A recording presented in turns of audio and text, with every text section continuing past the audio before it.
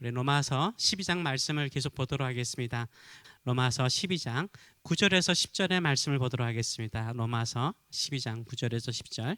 사랑에는 거짓이 없나니 악을 미워하고 선에 속하라. 형제를 사랑하여 서로 위하고 존경하기를 서로 먼저 하며. 아멘. 이 말씀을 가지고 하나님의 자리에서 형제의 자리로 내려오라, 하나님의 자리에서 형제의 자리로 내려오라 라는 제목으로 같이 은혜를 나누기로 원합니다. 오늘 본문을 읽었다시피 주제는 사랑입니다. 나는 항상 사랑하며 삽니다, 이렇게 자신 있게 말할 수 있는 사람은 그리 많지는 않을 것입니다. 사랑하는 것은 늘 힘들고 늘 버거울 때가, 부담될 때가 많습니다. 그래도 우리는 늘 사랑하며 살아가시는 저와 여러분 되시길 축원합니다. 왜 그렇습니까? 2절의 말씀처럼 하나님의 선하시고 기뻐하시고 온전하신 뜻이 무엇이겠습니까? 형제를 사랑하는 것입니다. 그것이 하나님의 뜻을 이루는 것인지 믿습니다. 하나님의 거룩한 뜻을 이루어 가시는 저와 여러분 되시길 축원합니다. 오늘 이 말씀을 같이 나누기 전에 좀 슬픈 이야기를 가지고 좀 시작해 보려고 합니다. 각색된 이야기입니다. 있었던 일이지만 각색을 해서 이야기를 만들었으니까 이해해 주셨으면 감사하겠습니다. 어느 어머니에게 캐서린이라는 딸이 있었습니다. 외동딸이었습니다. 아주 똑똑하고 예쁜 딸이었습니다. 고등학교에서 상위권의 성적을 가지고 있는 학생이었습니다. 캐서린은 음악을 너무 좋아했어요. 음악을 너무나 좋아했습니다. 그래서 음악 클럽을 만들어서요, 리더로서 리더십을 발휘하며 활동을 했습니다. 그러나 엄마는요, 음악 클럽 활동으로 딸의 성적이 떨어질까 봐 늘 걱정을 하였습니다. 어느 날 딸이 음악 공연을 하고 마치고 난 다음에 뒤풀이로 늦게까지 놀고 집에 들어왔습니다. 근데 하필 그날 학교 성적이 나오는 날이었어요. 그래서 엄마가 학교 성적을 보니까, 딸의 성적을 보니까 모든 과목이 다 A예요. 한 과목이 B 플러스예요. 엄마가 화가 난 거예요. 밤늦게 들어오는 딸 때문에 화가 났는데 성적도 한 과목이 B라는 것 때문에 화가 났습니다. 그래서 엄마가 화가 나가지고 모욕적인 말을 캐서린에게 했습니다. 서로 심한 언쟁이 일어나기 시작하였습니다. 이런 성적을 가지고 어떻게 아이비리그를 가겠니? 아이비리그 대학 가기 위해서 모든 음악 활동 다 끊어라. 이런 비슷한 내용으로 고함을 치고 야단을 쳤습니다. 둘 사이에 심한 언쟁이 오고 가고 서로 간에 돌이킬 수 없는 상처되는 말들을 하기 시작하였습니다. 그 언쟁이 끝나지가 않았습니다. 캐서린이 엄마한테 딱 한 가지만 묻고 싶어 라고 말하면서, 엄마의 소원이 무엇이야? 내가 가장 하기를 원하는 것, 내가 원하는 것을 하기를 원해? 아니면 내가 엄마가 원하는 것을 하기를 원해? 말했더니 엄마가 홧김에 이렇게 말했습니다. 나는 네가 원하는 것이 무엇이든지 관심 없어. 아이비리그, 그것도 H대학, 아시겠죠? H대학에 가는 것을 엄마가 원해. 내 주변 사람들에게 한번 실컷 자랑하고 싶어. 내가 이것 때문에 너를 위해서 이렇게 고생하고 수고하는 거 너가 알아야 돼.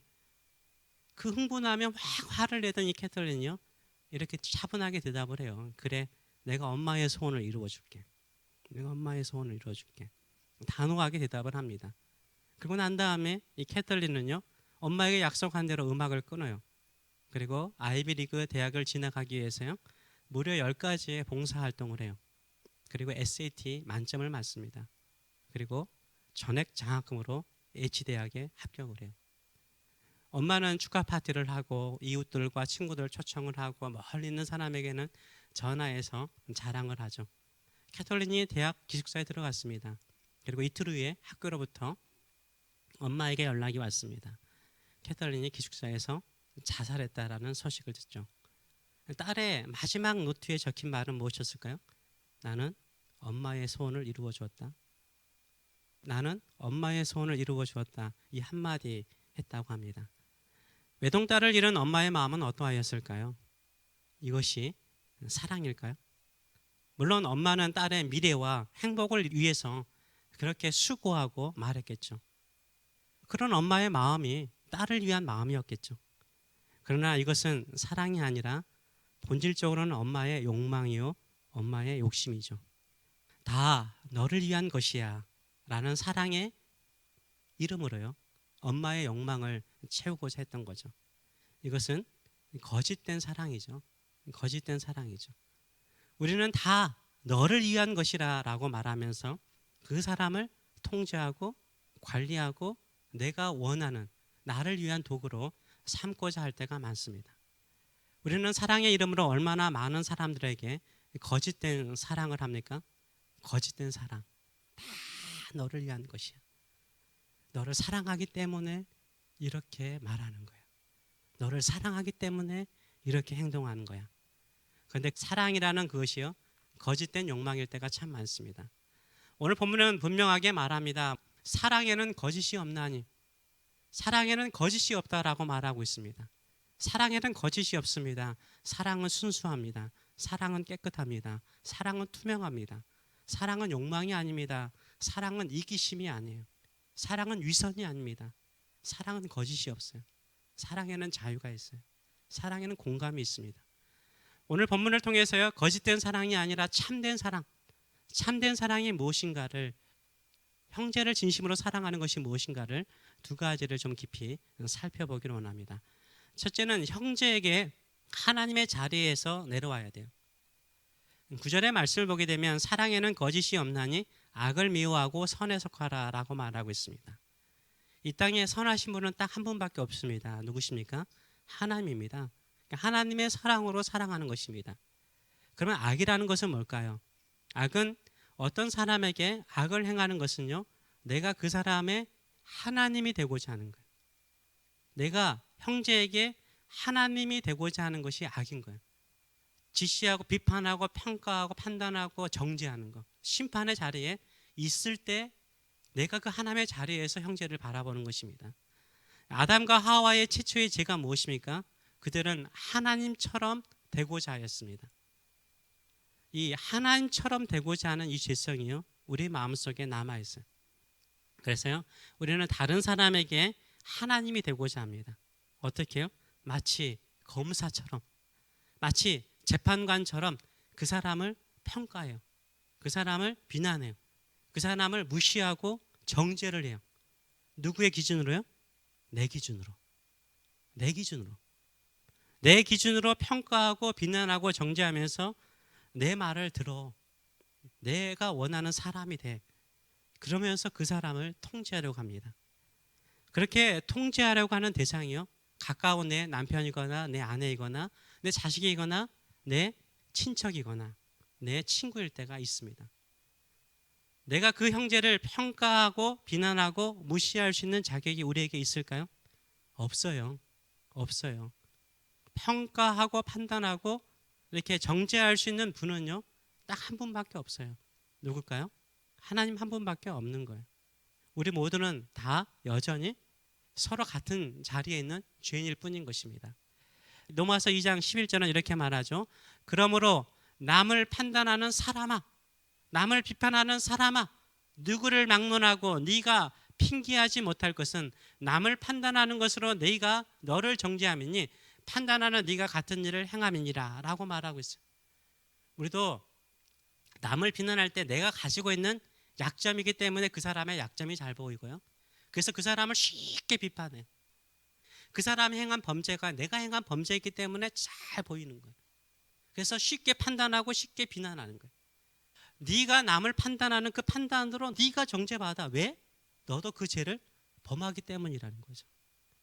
그러면서 야고보서 4장 11절은 이렇게 말하고 있습니다. 형제들아, 서로 비방하지 말라. 서로 저지하지 말라는 거예요.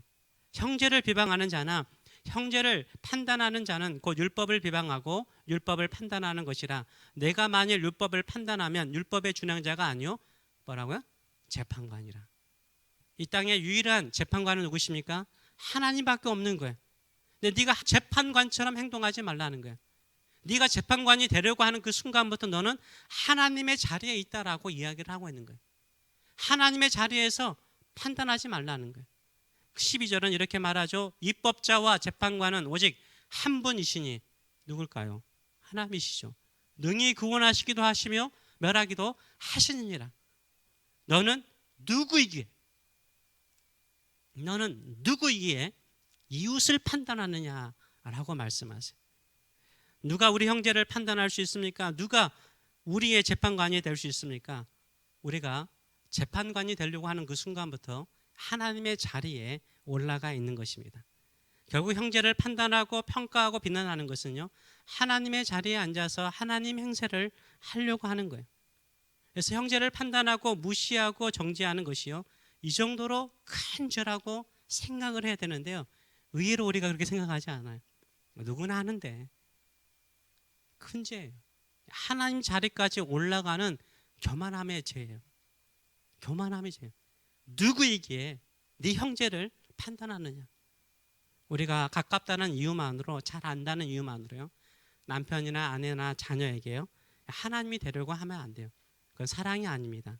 오늘 본문은 우리에게 말하기를 뭐라고 말합니까? 그건 악이라는 거예요. 악을 행하지 말라라고 말하고 있습니다. 예전에 목회를 하면서 제 마음속에 마음에 안 드는 분이 계셨어요. 저도 그런 사람이 있어요. 그래서 그 성도를 막 이렇게 비난하고 내 마음속에 정죄하는 거예요. 이게 생각나니까 기도할 때도 계속 그 사람을 위해서 기도하는 거예요. 마치 그 성도를 하나님 앞에서 막 고발하고 있는 거예요. 기도하는데 막 고발하고 있는 거예요. 이런저런 나쁜 일, 부족한 점, 그 사람에 대한 소문들, 나쁜 소문들 막 하나님께 고발하고 있더라고요. 막 고발하고 있는 거예요.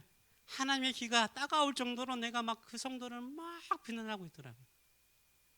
막 비난하고 나는데 갑자기 성령께서 제 마음속에 그런 말이 하나 콱 튀어오르더라고요. 네가 뭔데? 네가 뭔데? 네가 뭔데? 네 형제 정죄하냐? 네가 그 성도의 아픔 알아? 네가 그 성도의 슬픔 알아? 네가 그 성도의 고민거리 알아? 네가 그 자리에, 같은 자리에 있었더라면 너는 더 나을 것 같아? 네가 뭔데?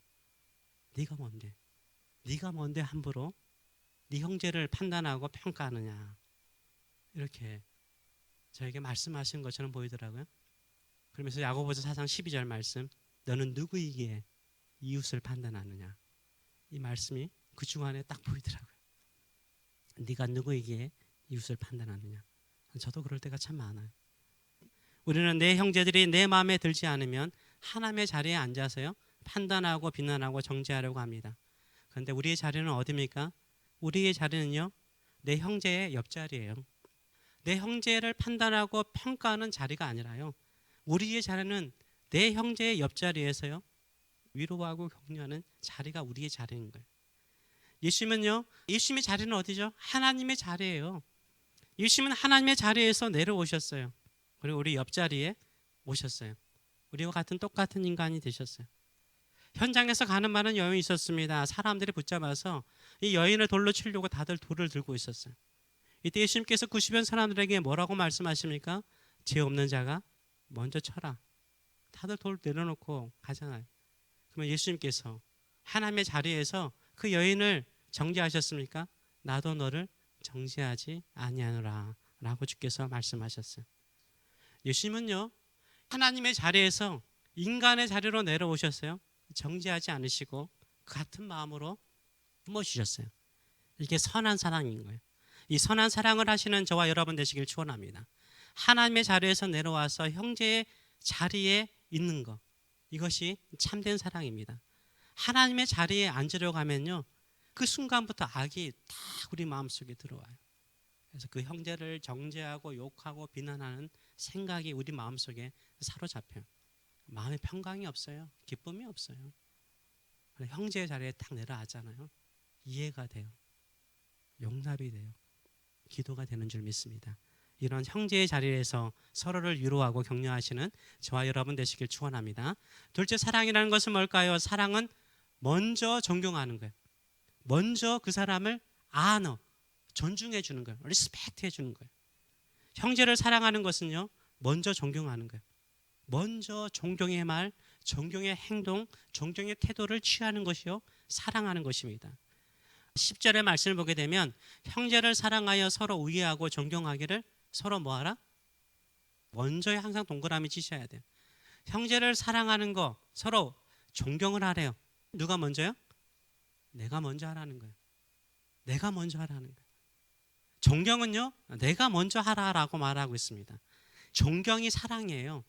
이 에베소서 5장 33절의 말씀을 보게 되면 하나님께서 남편에게 하는 말씀이지만 이게 사랑의 의미를 정확하게 보여주고 있어요.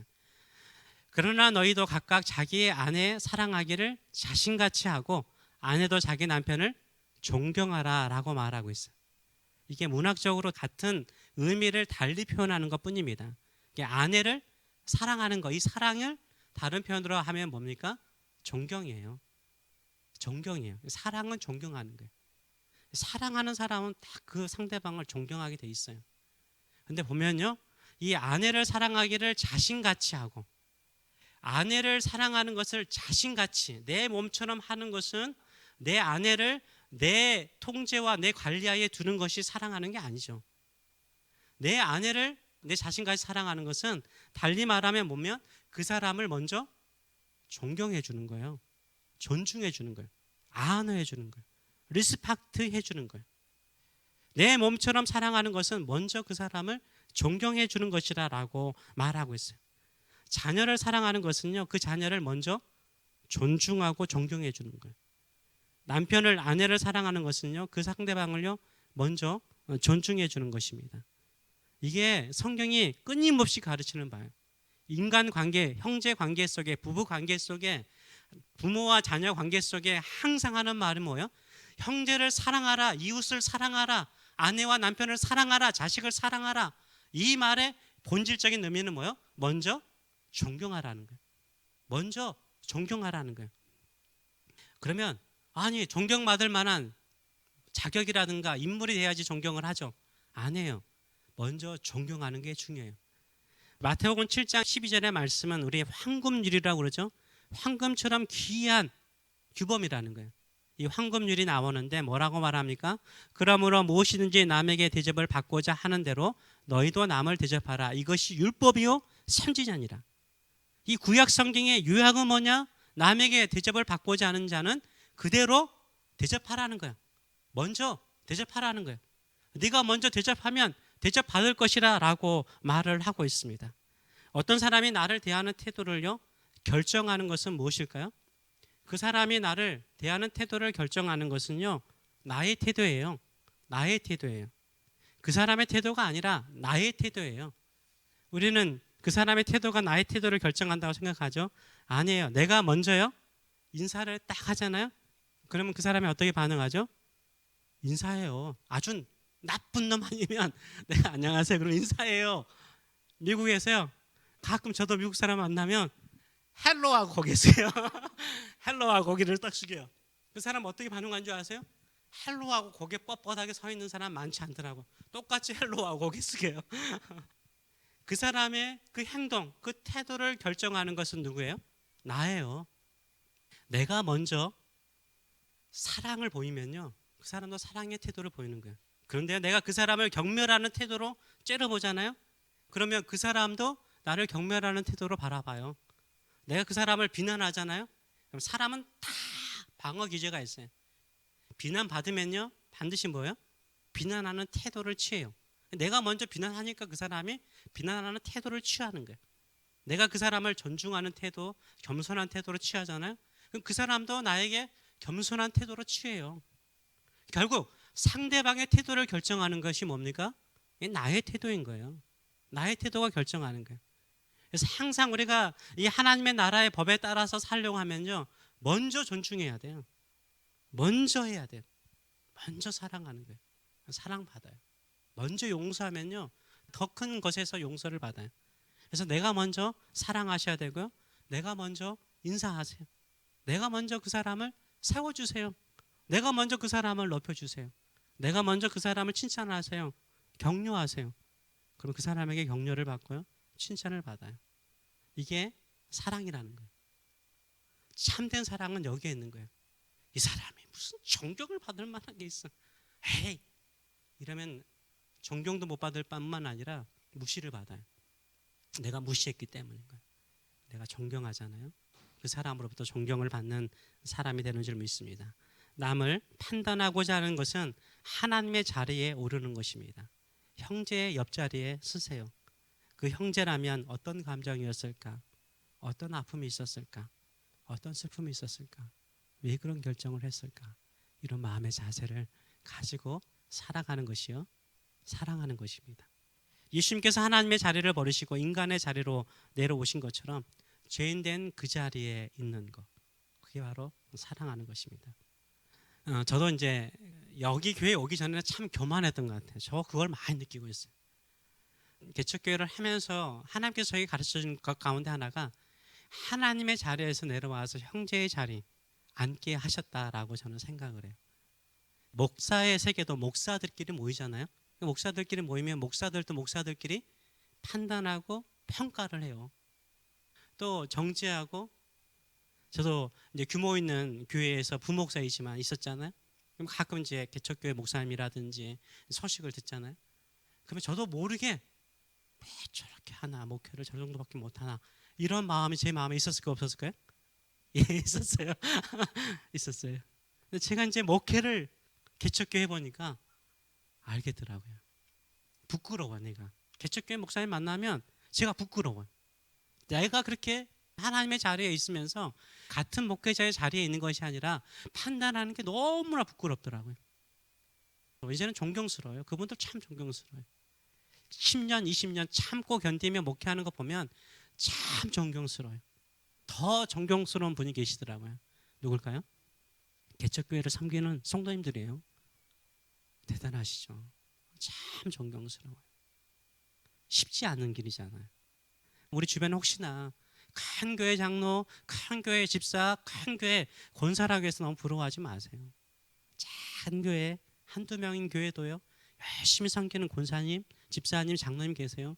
존경해 주세요. 존경해 주세요. 기도해 주세요. 축복해 주세요. 그게 성도의 사랑인 줄 믿습니다. 예, 기도하겠습니다. 믿음, 소망, 사랑도 영원한 거지만 더 위대한 것, greatest, 가장 위대한 것은 사랑이라고 말합니다. 사랑은 영원히 변하지 않는다. 영어가 뭐냐면 love never fails. 영어 나오죠?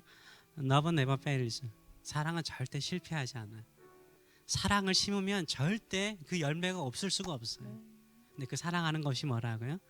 하나님의 자리가 아니라 형제의 자리에 같이 서 있는 거예요. 그것만큼 큰 사랑은 없어요. 두 번째 사랑은 뭐라고 말했습니까? 먼저 존경하는 거예요. 먼저 존경하는 거예요. 서로 먼저 아내를 존경해주고, 먼저 남편을 존경해주고, 먼저 자녀를 존중해주세요. 나의 기준이 아니라 하나님의 기준으로 사랑하시는 저 여러분 되시기 바랍니다. 잠깐 우리 기도하도록 하겠습니다. 살아계신 하나님 아버지, 은혜를 감사드립니다. 우리 주님께서 하나님의 자리에서 인간의 자리로 내려오셔서 정죄하는 것이 아니라 사랑으로 죽으셨나이다. 사랑으로 품으셨나이다. 사랑으로 우리를 안으셨나이다. 우리도 늘 그 선한 사랑 붙들고 거짓된 사랑 버리는 저들의 삶들이 될 수 있도록 은혜 도와여 주시옵소서. 먼저 존경하고, 먼저 높여주고, 먼저 세워주는 저희들의 삶이 되게 하여 주시옵소서. 특별히 한평생 힘들고 어렵고 존경스러운 모습 없을 수 있고, 또 허물도 많이 알매도 불구하고 인생의 걸음걸음 하나하나 같이 걸어온 남편과 아내 먼저 서로 존경하고, 하나님의 자리가 아닌 같은 인간의 자리에서 서로 품어주고 안아주는 부부들이 되게 하여 주시고, 이를 통해서 하나님의 크신 영광 드러내고 아름다운 사랑의 보금자리 되게 하여 주시고, 사랑하는 자녀들이 이런 아름다운 사랑 속에서 더 아름다운 사랑의 꽃을 피우는 가정들 될 수 있도록 축복하여 주시옵소서. 이제는 나는 사랑이라 라고 말씀하시는 하나님 아버지의 크신 사랑하심과, 사랑은 결코 실패가 없단다, 사라지지 않는단다. Love never fails. 사랑은 절대 실패하지 않는다. 사랑해라 늘 말씀하시는 우리 주 예수 그리스도의 은혜와 우리의 자리에서, 우리의 환경에서, 우리의 삶의 현장에서 늘 함께 계시며 탄식으로 기도하시는 성령의 임재하심과 교통하심이 사랑하는 성도들 머리 위에 자녀들 머리 위에 영원히 함께 하시기를 축원하옵나이다. 아멘.